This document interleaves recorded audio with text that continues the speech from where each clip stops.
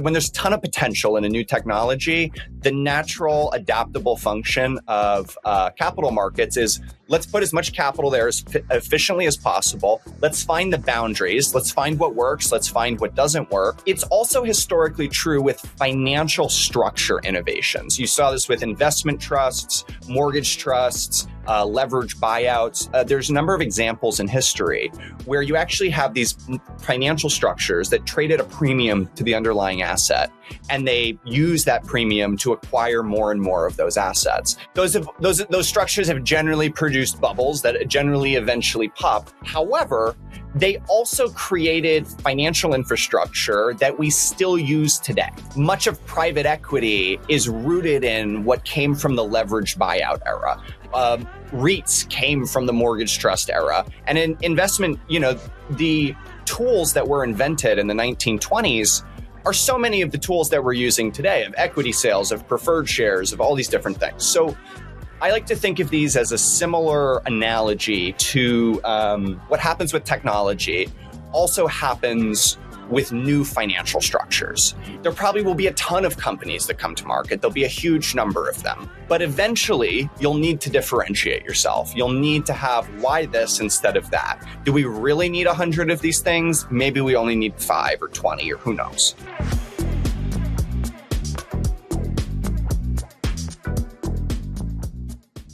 Welcome back to Bitcoin Season 2. I have the man who praises the sun, the paper Bitcoin Chad meme himself, VP of Investor Relations at Nakamoto, Stephen Lubka. Welcome to Bitcoin Season 2, Stephen. I'm excited to be here, man. It's we're recording this, I think, a day before the merger, so an exciting week, but very pumped to chat with you. And we've been talking about this one since I joined Nakamoto, so happy to finally record it. Yeah, this is being recorded on Monday, August 11th. So as we know, things happen every day. You guys may be announcing some stuff later, but so this is prior to those announcements. But we have this meme, Paper Bitcoin Summer, which is really fun. You've owned it, but it's a little bit of a misnomer. Stephen, what is Paper Bitcoin Summer? And how do you own this meme? Yeah, so me and the Bugle Boys, the Bitcoin Bugle, made this meme, and also shout out to Rob Hamilton. But so this was something we kind of concocted as we saw this trend of Treasury companies coming to the market, and it was acknowledging how impactful these were going to be, how much of a market impact they were going to have. We saw that early, and this is before I joined Nakamoto. And a lot of people were criticizing it, and they were calling it paper Bitcoin, which, if you understand the history, so it comes from paper gold. And so it referred to effectively depository slips of gold, which were supposed to be redeemable in full and turned out not to be. This is the original definition. There was some linguistic drift when the ETFs and futures came out, but that's the original definition. And so it signifies a fully backed instrument that should be redeemable, but is not redeemable because the issuer has issued more slips than they have collateral. So Treasury companies are like de facto not that. They can't be that because they are equity, and equity is non-redeemable. So part of it is kind of poking fun at maybe the category mistake that people like calling every security paper Bitcoin because it isn't cold storage Bitcoin is kind of misunderstanding what really paper Bitcoin would mean. But it was one of these scenarios where I think you kind of take the insult and you run with it. I think it's just something you can do, and just like, you want to accuse us of selling paper Bitcoin? Yeah, we're the paper Bitcoin company. Come get some paper Bitcoin.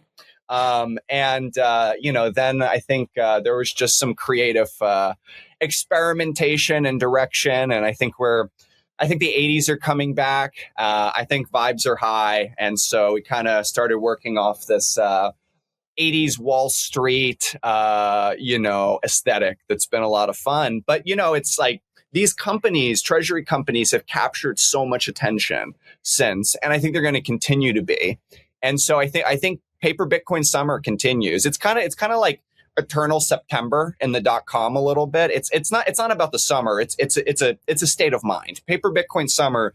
It'll be paper Bitcoin summer in December. Yeah, it's always going to be paper Bitcoin summer, and there is kind of a before and after. You know, I think back to like Pure Shard's speculative attack, Sure. which was written over a decade ago now, and this feels like, you know, the evolution of what comes out of that. But I heard, you know, I want you to give me the actual case. You know, set aside the memes. Like, what's the actual case here?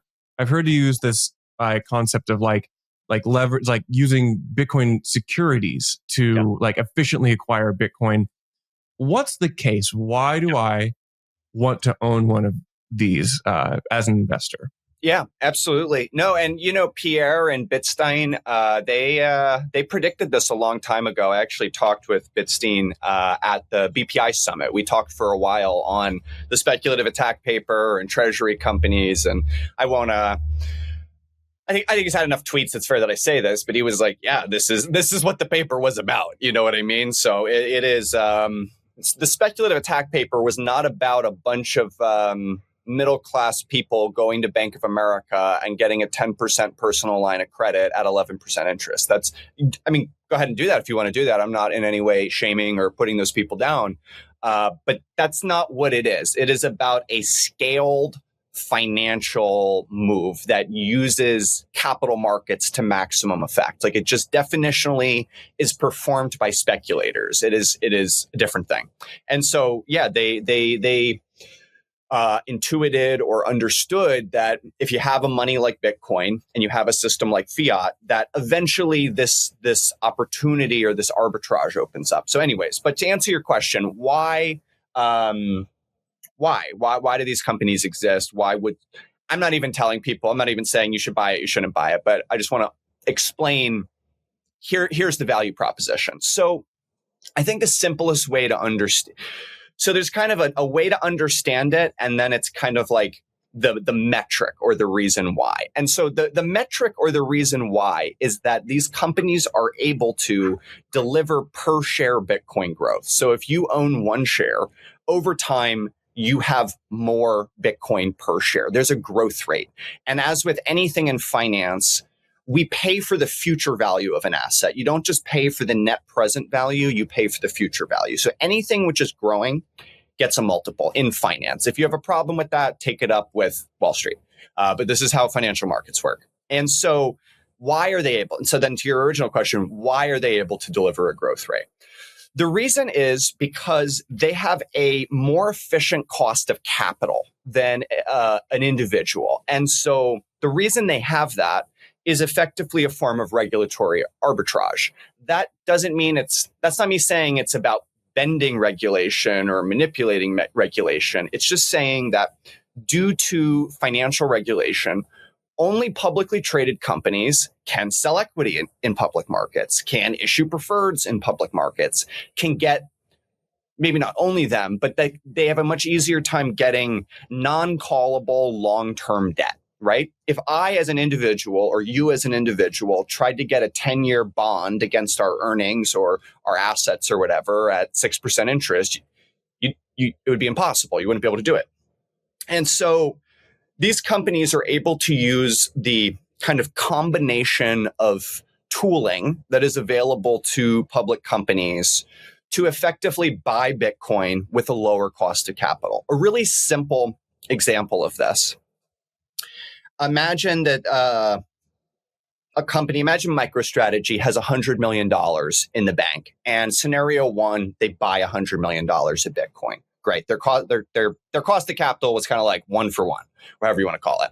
Now, assume they're trading at a 2x MNAV and they sell $100 million of equity to buy $100 million of Bitcoin. Because of the premium, their cost of capital is about half as much. They're able to sell $2 of equity for every $1 of Bitcoin. And it's cheaper for them to sell equity than it is to spend dollars. And you can do a similar thing with the preferreds. Their cost of capital on the preferreds is basically 10% or 9%, depending on which one you're looking at.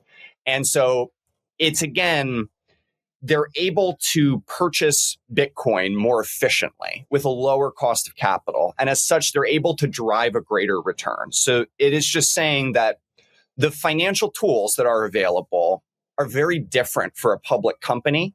These are acquisition vehicles, and they are acquisition vehicles that function more efficiently than just a cash buyer. So I could imagine, like, I understand this thesis. If I'm an investor, especially, using the crazy wide world of arcane financial tricks that we can do. Like, I'm an investor, I want to deploy a bunch of money into Bitcoin. Now I'm looking at it and I'm considering different ways we could do this. This is where I might say Bitcoin Treasury vehicle, like, do my due diligence, risk it appropriately, be like, this seems like a pretty efficient way to deploy of my billions of dollars, like, into this. I want to kind of roll the clock back and it's not like we just like popped into paper Bitcoin summer here. It's not like this just it's definitely like now the meta trend. But I think back to, like, we had I would say almost like the OG Bitcoin treasury companies, like Bitcoin miners. I remember, like, a few years ago we had, like, Marathon, now CleanSpark's got all this Bitcoin. But they didn't really, like, emerge as de facto Bitcoin, like, leveraged Bitcoin trades. Like, why do you think this is happening now? I mean, I feel like some of it's obvious. It's some of it just a time and a cyclical thing. But, like, why is 2025 paper Bitcoin summer and not 2021? Yeah. So there's a huge difference and there's a ton of similarities. So they're both very similar and there's, like, one massive gaping difference. And so before I answer this question, so as part of my job, I've been talking with analysts from a lot of the investment banks. So I'm talking to a handful of these people every week. And so from different investment banks on Wall Street, and they want to understand Nakamoto, but they also want to work through their thesis around treasury companies. Here's how we're thinking of it. Here's the model we're using. Here's how we're valuing these things. And one of the things I always hear is, like, this is like mining stocks 2.0 from Wall Street perspective, because those were the vehicles that actually tapped capital markets, that actually, like, went out, raised money, sold equity, had ATM facilities. And so it's similar in some ways. But the main difference between a mining stock, and the reason I think this kind of play didn't happen then, is they are so kind of capital intensive, because they have this revenue machine, which is mining Bitcoin, but it's a constant arms race. They need to be diluting constantly just to tread water, let alone to gain an advantage on their competitors. And so if you just want to kind of arb the structure of financial markets to accumulate Bitcoin, what the market is telling you is that a pure financial play is more effective and accretive at doing that than a combination mining CapEx / like also buy some Bitcoin. And I think that's, like, the big difference is I think Saylor really built the playbook that, I mean, here's the real answer. MicroStrategy acquired way more Bitcoin than Marathon or Riot or Hut 8 or whoever, right? They were way, way more effective at accumulating a Bitcoin balance sheet, and they have basically no kind of CapEx liabilities that they have to keep up with. And so that was the case study. And then MetaPlanet came along, that was done by UTXO. So David and Tyler were instrumental in doing that. And you saw it again. That was the shot. That was the starting gun. Because for a while, you didn't know, could you do it again? Is it just Saylor? Can you replicate this? Will the market value more than one of these? And so that's our thesis, by the way, is that, I mean, first of all, yes. But second of all, in particular, in international capital markets, there's a ton of trapped capital that can't easily buy Bitcoin, that can't easily buy MicroStrategy. And you need that local play. And there's room for that. I expect there also will be room for several players in the US, maybe a couple players per market, and so on. We'll figure out how much the market is willing to tolerate. But at the bare minimum, our thesis is at least one per capital market, which we think is conservative. But it was the success of MetaPlanet that really showed the market this isn't a one-time thing. We've seen, empirically, it's not just a one-time thing. We have regulatory arbitrage because capital markets are siloed depending, varying various degrees. This means, this means you guys are not the only people doing a treasury company play. Like how you have to now either differentiate or you have to capture, you have to be top of mind. This is where us podcasters come in. But but like, you've got to like explain why I would own, A over B. And I don't know how much you can talk about this, but how do you think about this? Yeah, no, exactly. And that is kind of top of mind for us. So I think there's probably two phases to this market. One is kind of like any new technology or any new, let me get on a soapbox for a second. People are aware that when you invent a new technology, it's natural, normal, and not adaptable, but like it is useful that a bubble forms, right? Like .com, you have a bubble. Bitcoin, you've had bubbles. Railroads, you had bubbles. And the reason is that when there's a ton of potential in a new technology, the natural adaptable function of capital markets is let's put as much capital there as efficiently as possible. Let's find the boundaries. Let's find what works. Let's find what doesn't work. And if we speed run this, we get the benefits of that technology sooner. Obviously, there's no high-level market architect that's making that decision, but there's kind of a logic to how markets go about this. People know this with technologies. It's also historically true with financial structure innovations. You saw this with investment trusts, mortgage trusts, leverage buyouts. There's a number of examples in history where you actually have these financial structures that trade at a premium to the underlying asset, and they use that premium to acquire more and more of those assets. Now, some of those have they don't turn out well. They, created. We did a whole episode last week, on the pitfalls of this historically. So, if anybody wants to listen to that, you can go listen to Colin and I riff about it. But that's what this conversation's about. We're explaining why. So, totally. Yeah. And there's been those structures have generally produced bubbles that generally eventually popped. However, they also created financial infrastructure that we still use today. And so much of private equity is rooted in what came from the leveraged buyout era.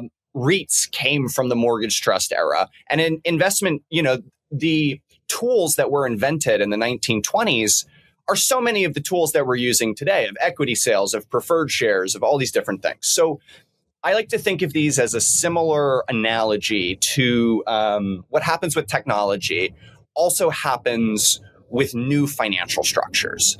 And so I'm a little off track from your original question. We'll revisit that. But I think what we're seeing here is we are exploring what it looks like to integrate Bitcoin into securities markets. And so the reason I started telling this story is because I think there's going to be two phases. One is that there probably will be a ton of companies that come to market. There'll be a huge number of them. And but eventually, you'll need to differentiate yourself. You'll need to have why this instead of that. Do we really need 100 of these things? Maybe we only need 5 or 20 or who knows. And so I do think we get there, and I do think that's important. And we are building Nakamoto with that in mind. But I could also see a phase of just like you just see a huge volume of these come to market. But you'll need a differentiated strategy. For us, it's a combination of we are building these first movers around the world in international markets. It's a completely different strategy from MicroStrategy. And we have a ton of synergies there. We have the biggest Bitcoin media company in the world. We are, have a ton of ways to integrate that. We have a ton of ideas on generating actual Bitcoin denominated cash flows and building what I hope to be like a Bitcoin financial institution. My guess is the winners from the Treasury company era will become the Bitcoin financial institutions that actually touch Bitcoin in securities markets. And they will provide Bitcoin securities to the parts of the market that have demand for those. Hey, Will here with Blockspace Media. Did you know that we have individual feeds for all our shows? If you're watching the Mining Pod, Bitcoin Season 2, or the Court Show, be sure to check out the individual feeds. You can find them on your podcast player of choice, whether that be Spotify, Apple, YouTube, etc.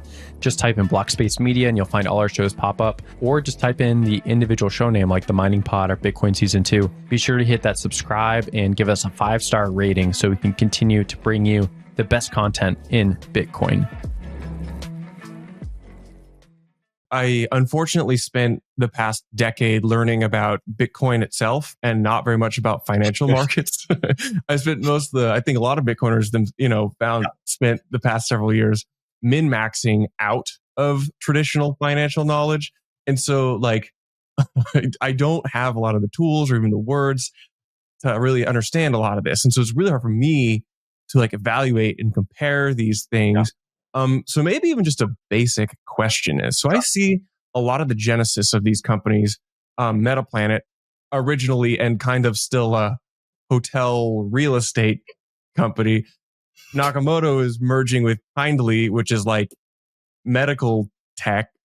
But you see a lot of kind of the merger, Meta.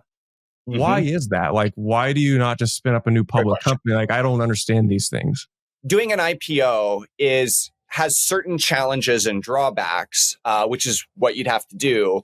And a merger kind of has different timelines and different angles. So maybe let me speak not about our transaction in the US, but think about our strategy internationally. That's easier to talk about.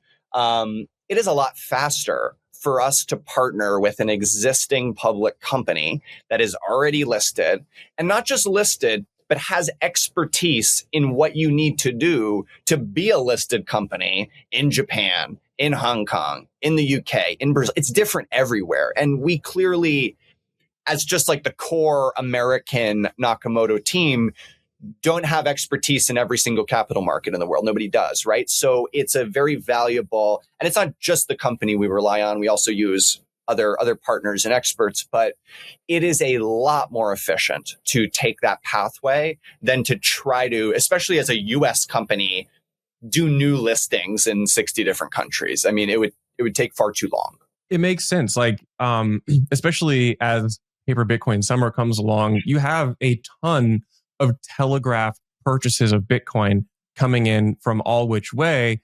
And it means that if you are slower to acquire Bitcoin, you acquired at a higher price than other people. I can kind of wrap my head around this. This is maybe another dumb question and maybe kind of obvious and intuitive to Bitcoiners who go, well, duh. But maybe for the average person, why is this happening with Bitcoin and not other assets like real estate or precious metals? Maybe it is. It's just doesn't seem to be as dominant of a trend. Maybe you're speaking to a normie here. Why Bitcoin? Totally. This is a great question. There's probably a lot of different answers to this. I think the framework I would use to think about it is Bitcoin is the largest asset in the world, which is profoundly unrepresented in securities markets. Bitcoin is a multi-trillion-dollar asset, and the only vehicles that we have in this hundreds of trillions of dollars of securities are the ETFs, which are recent. They're in the last year. And you have MicroStrategy. People say Bitcoin's going to capture everything or it's going to influence everything. Well, securities markets are part of everything. Even in a Bitcoin world, you're not going to do away with the existence of public securities markets. And even if it ended up anyway, you're not going to get there. And even if it did for some strange reason, the path to there goes through securities markets. And so compared to its size, compared to its liquidity, compared to its performance, there is no other asset that is as ill-represented. If real estate, there's 1 million real estate investment trusts. Those are REITs. They literally exist. The thing you're talking about, that they're all over the place, right? It doesn't take place so much with equities because equities are themselves the thing. You don't even, you have ETFs, I guess. They don't trade at a premium. You do have these kind of wrappers for assets that don't natively sit on top of equities markets or in securities markets. But Bitcoin, I think, is just very underrepresented. and I think has the largest potential to play the largest role in these systems. And, my thesis part of my thesis with treasury companies is that capital markets have realized that they are underexposed to Bitcoin. They don't have enough exposure relative to how large and important Bitcoin will be.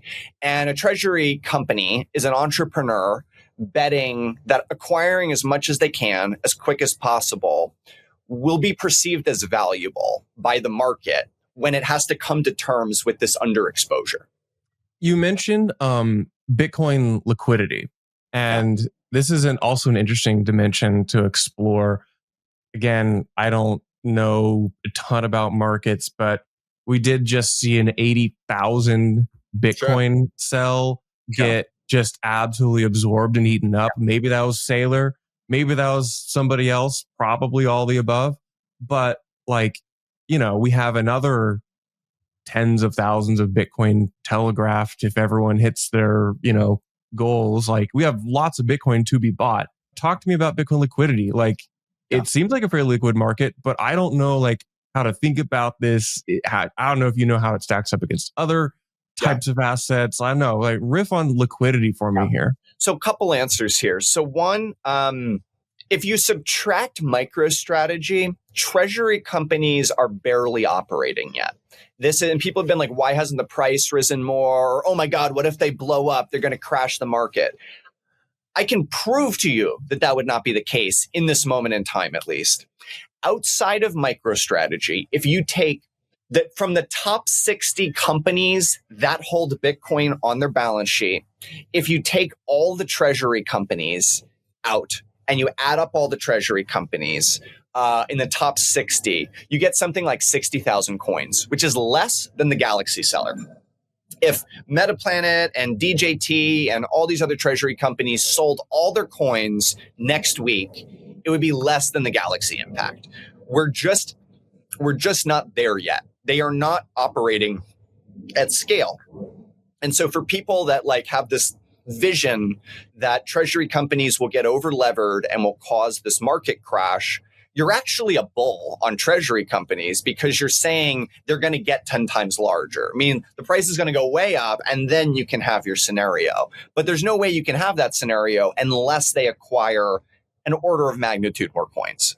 So on one, I think it's placing where we are in this trend. And I'm actually a believer that we're actually very early. This is a very nascent trend that goes much further. And, I kind of put my money where my mouth is and, I've kind of put my career there. But I think it's early, and I think you can see that via the size. And then as far as liquidity, Bitcoin is an asset with global liquidity. It is able to field multi-billion-dollar both buys and sells relatively easily. And so that's part of, I think, what was necessary to get to the stage where if you want to run these corporate strategies and you want to kind of use public markets to acquire Bitcoin, you can't drive the price of that asset up so much. And it's one reason that Bitcoin's a better vehicle for this than other cryptocurrencies. Many reasons there. But one of them is that if you do a treasury company, as some people are doing for some of these smaller altcoins, you become the biggest buyer and the biggest kind of bag holder, and you're in trouble. You move the market yourself, and if you're not there, there's nothing. You don't want to be the biggest buyer of an illiquid thing, right? You want to participate in a deeply liquid market where your size doesn't define the whole thing. So let's toot our own horn here and talk about why podcasters are so important. Because I understand. Okay, so you've got these levers and these techniques and strategies you can employ to efficiently acquire Bitcoin through these vehicles.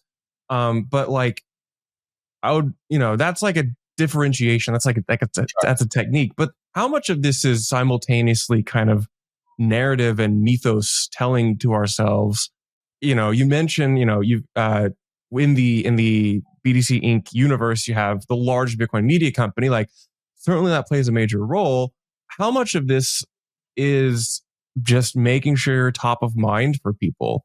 I love the question. I'm gonna give my authentic podcast pitch. Yeah. So I think podcasts, so there's two things. I'm going to talk about financial markets. I'm going to talk about podcasts. I think podcasts are the ascendant dominant form of media across the board, not just in Bitcoin. The reason this is true is because we engaged in a transition. Think about media before the internet. You effectively could only create content that spoke to the median viewer because you needed a sufficient mass of people to watch it for it to be profitable, for you to do it. So you couldn't create like niche content. You couldn't you have to make, The Tonight Show. You have to make CNN. You have to make things that, 50% of the population distribution can relate to and understand. And then you need to distribute it through mass channels. So this really limited what content exists. Come the internet, you suddenly have this ability to do a podcast. What's the benefit of a podcast? It allows hyper specialization in content. You can now suddenly create content that 99% of people don't care about, but 1% of people are fucking super fans. They're obsessed with it. And the value of reaching these people is completely different. They're a completely different profile than your average TV viewer or something. And so podcasts are ascendant, and they are ascendant because they allow this specialization, and they do this into an American culture and a global culture that is materially fragmented into smaller and smaller niches. There's not this big global mega culture across America that everyone's like, oh yes, I am an American and this is what it means. We have fragmented, we've splintered. And so there's all these little factions and silos, and podcasts are the premier distribution channel into those splinters and into those those factions. And so that is why the podcast is such an important medium. And then the reason distribution, media, communication matters so much is that is what has driven financial markets, I think, since the rise of Tesla stock. Since the rise of Tesla stock, and the participation of investment at a large scale, the simple truth is narratives have driven all of the best performing assets. They've driven NVIDIA, they've driven Tesla, they've driven Palantir. They've resulted in a completely changing landscape to the nature of financial markets. And you could criticize that, or you could say oh, is that good or bad? Or my point to you is it will continue. It has been, and it will continue to be.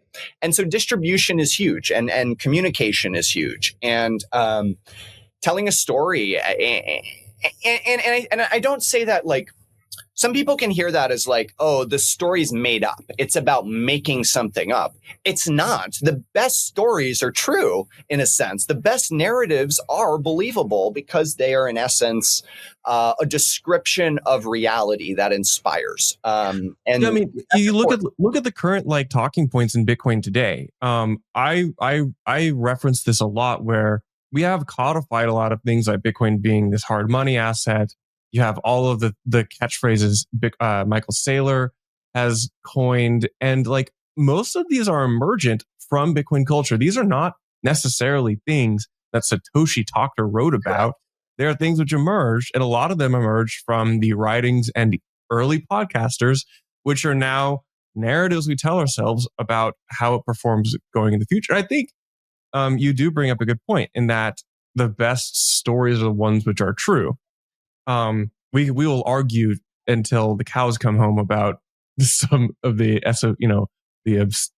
edge cases of these narratives. There's another dimension, which is the talking heads also help define and drive vibes. Yes, and vibes are a very important part of markets. Maybe you call them animal spirits, or whatever. But I want to at least briefly touch on this concept of vibes capital, which is really fun and lighthearted, but also I feel like it's a way serious. To stay. It's serious, yeah. It's serious. It's a real commentary.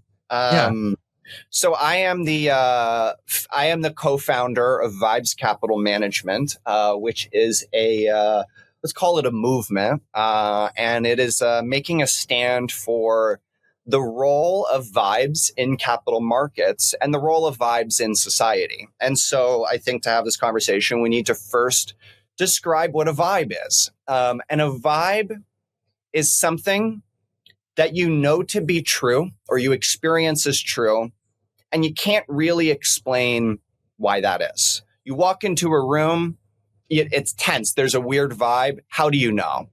I don't know. You can retcon an explanation that's like you're picking up on the subtle signals and like blah, blah, blah. But like you're not composing that from like top-down understanding. You're just walking in, the vibes feel off, and so on. Similarly, assets have vibes. And the best investors have known this for a long time. When you get down to the real pros, the Druckenmillers, the Soroses, the PTJs, a critical part of their investment philosophy is vibes. Maybe they call it intuition, maybe they call it animal spirits, maybe they call it whatever. But it is this intangible, non-quantitative, directly known or directly intuited thing. And people struggle with these sort of concepts because they are so hard to pin down. And I can appreciate that. They're hard to model. They're hard to pin down. They're not super quantitative. They're somewhat subjective in a sense. But I think it's a mistake to ignore them, but even to downgrade their importance because of this. Like vibes are no less important just because they're not able to be plugged into a spreadsheet or able to be quantified. They drive financial markets. And I think people should be aware of this because it's relatively crucial. And, Paper Bitcoin Summer in many ways, it was a vibe. It was the vibes were good, and humans like to participate where the vibes are good. And, one of my theses here is like, you need to be having a good time. And I know that's a funny thing to say in a sense, but it's very important. These social movements which win are the ones that are having a good time, in my opinion. It's hard to do something. It's hard to coordinate human beings if you're having a bad time. If your whole structure is, I don't like this, I don't like this, I don't like this, I don't like this, this all sucks. Sure, you'll get a certain group of people that feed on that sort of energy. But the best movements are the ones that are having a good time. And this is why Bitcoin will and has beaten gold. Gold is a hard money movement where everyone is having a bad time. The world's going to collapse. It's over. You need your gold and your canned food and your bullets, and everything's going to break. Bitcoin won because of technological advantages, but also because it is a fundamentally optimistic movement. You're having a good time. Bitcoin is exciting. It's something to believe in. It's something to devote your energy to that is positive and that you believe will make the world a better place. And this is why Bitcoin has been so successful. At least it's part of the reason, is that people join the Bitcoin community. And despite the tensions and fighting sometimes, you generally have a good time. When you go to the Bitcoin conference in Las Vegas, you're having a great time. It's not a gold conference where it's 10 panels on how everything's about to collapse, right? There's parties, you're meeting your friends, you're participating in a global revolutionary movement with all your internet friends, and it's amazing. Yeah, that's a really good comparison. Gold, it happens to be very backwards looking, which is really valuable and important to study history.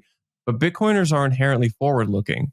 And so they combine the two. They combine the two. They combine the two, and the future and the future is not typically written by pessimists. It's the future is defined more by optimists.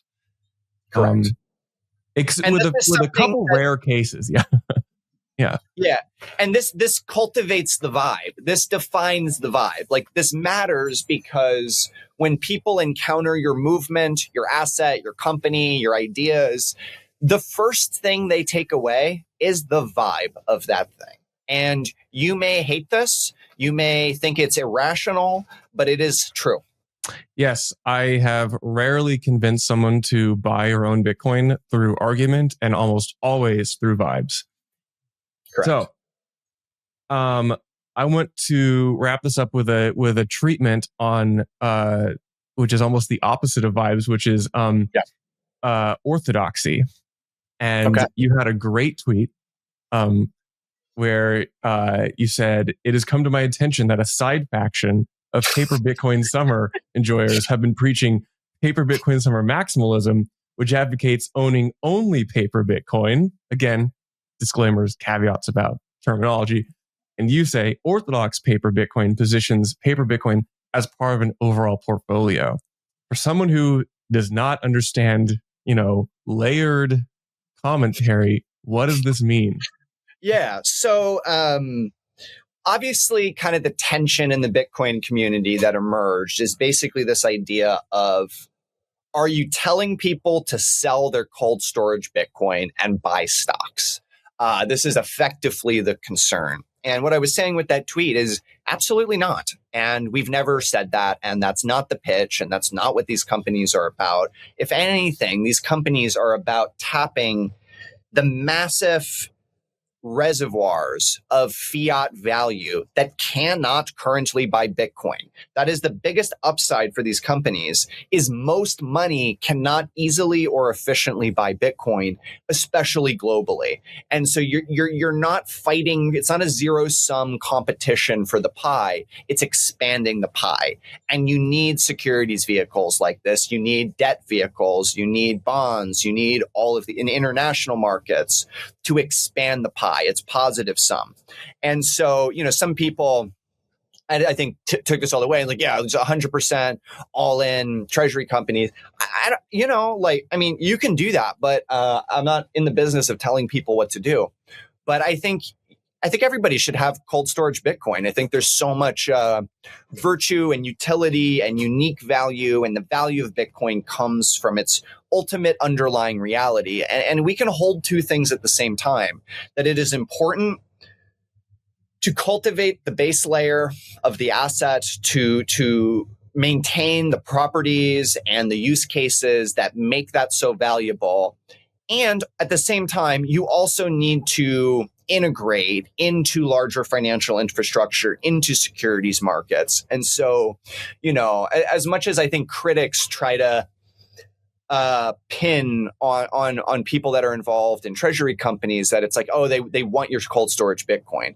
No, we want, if to say anything, we are looking to integrate into pools of fiat capital that have not yet, that can't. And that's the real opportunity. And, if somebody wants to, and also most people are not 100% all in Bitcoin. This is just, it's such a tiny fragment of people that all their wealth is in Bitcoin. And so the only option is to sell Bitcoin to buy another asset.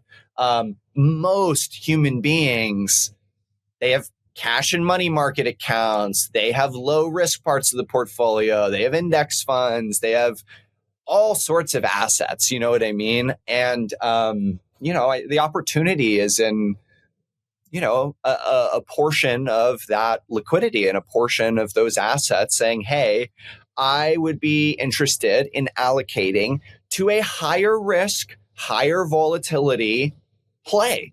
There's this kind of culture in Bitcoin that's it's almost like all you should do is save and you should never invest. And I get where it comes from, because our current culture in America, it's all you have to invest everything. There's no such thing as saving. You can't save dollars. So the only way you can save in kind of a conservative way is by buying equities, which is actually investing. And Bitcoiners, I think for good reason, criticize that. And one of the beauties of Bitcoin is you can just save your money in Bitcoin. You don't have a counterparty. You don't have certain risks and so on. But the opposite kind of imperative statement that every human being should do is save all of their money and never invest any money in a venture. Well, I think that's also flawed. I think that's profoundly flawed. I mean, it would create huge problems for the real economy that actually needs capital flows.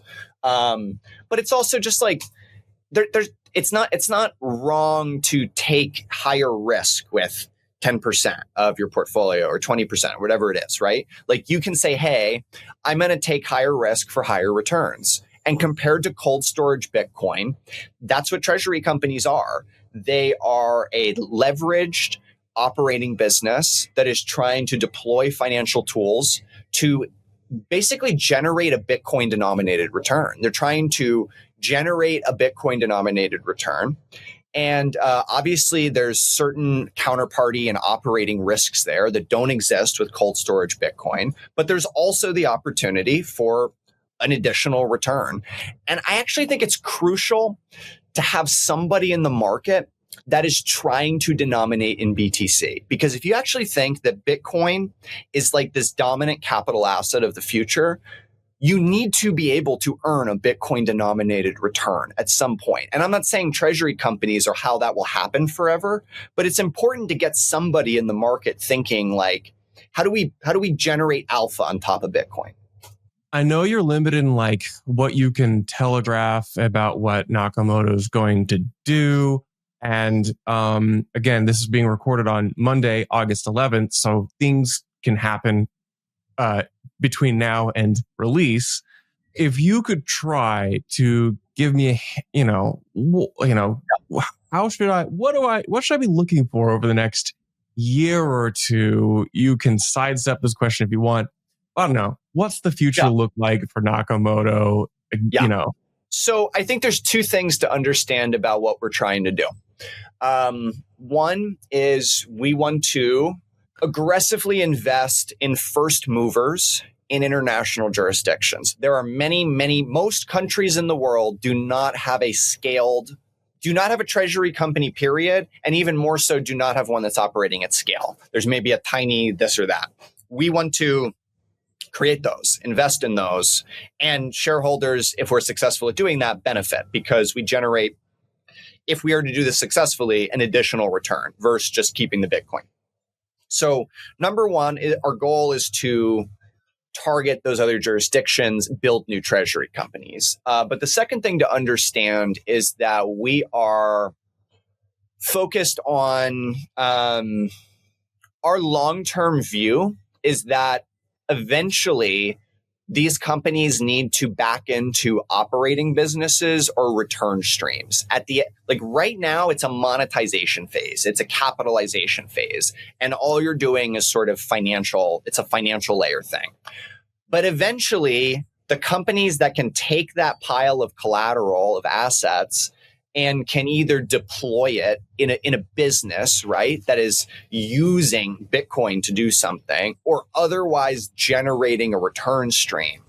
That's the end goal. And that's what I think about when I talk about like Bitcoin financial institutions. And, if you're actually bullish on Bitcoin in the world, you need institutions that will really work with the asset itself. And so maybe treasury companies become those institutions. They're the ones that kind of like a correspondent bank, like they settle international trade in Bitcoin and convert it to the local fiat currency. Maybe there's a lending market. Maybe they issue Bitcoin-backed securities into public markets. Maybe they do, settlement, whatever, or many things that we haven't thought of. And it's right now, the name of the game is acquire Bitcoin. But eventually, the name of the game is productively use the Bitcoin in some capacity. And this isn't me saying like this is what we're going to be doing in a year or whatever. This could be 10 years out. But I think Nakamoto is uniquely positioned as a team of longtime Bitcoin operators that are in the industry, that have been in the industry. And it's not just about, when there is a good opportunity that you can use this Bitcoin collateral to do something good for Bitcoin, we want to do it. We want to be doing it. Like this is very long term for us. Like, and I think like, people have all these criticisms and holdups and stuff, and like, how many of these companies would be like a short term cash grab or something. But when you look at the team here, like, we've been in this industry for such a long time. We love Bitcoin. We're not going anywhere. We are not some kind of new mercenary group on Wall Street that is trying to launch one of these, right? And, I know people have different opinions about everybody, but I think that's a very credible statement. I think that's a very credible statement when we say it. And I think those are the teams you want to back, right? So we have a differentiated strategy. We're doing something that other people aren't doing, and that we have a track record of doing through UTXO. UTXO has participated in all of the most successful Treasury company launches. So this is the team that has been doing it successfully. We're saying we're going to do more of the thing we've already done. And we also have a big vision that these companies have a future. It's not just a closed-end trust. It's not just this thing that just sits there as a pile of coins.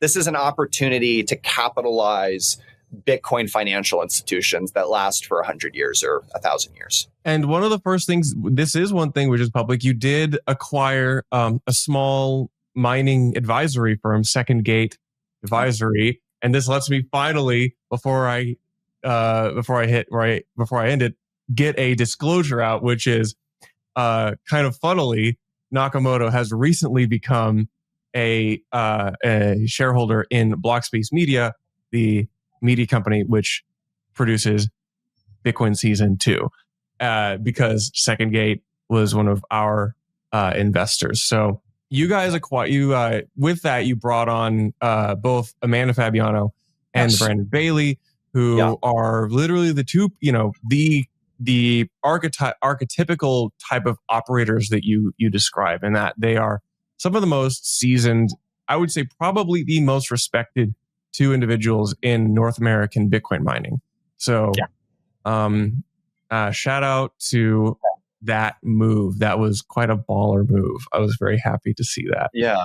And it speaks to, people like Amanda and Branden, they don't join unless they have a view on, what's going on behind the scenes. And, part of operating a public company is you're limited in what you can say, and everyone's operating through the fog of war of what do these people really think? What do they really want to do?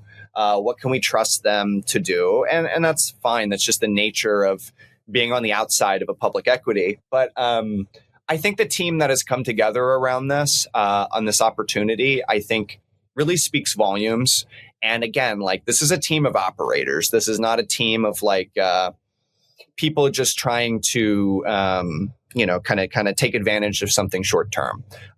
This is a team of people that have built their careers in this industry, doing real businesses, doing real things, and that all saw the very, very unique, I just speaking for myself here, because, I made the decision to join. I think it is a really unique opportunity among Treasury companies. I think there's some very obvious ways that you can discern that and see that, just that we're doing something completely different.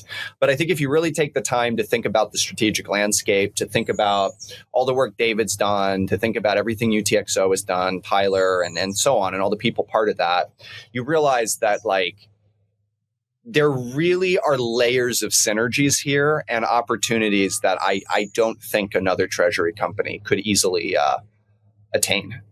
So, Stephen, where do people go to learn more, follow along, see the who's who of the face of Nakamoto?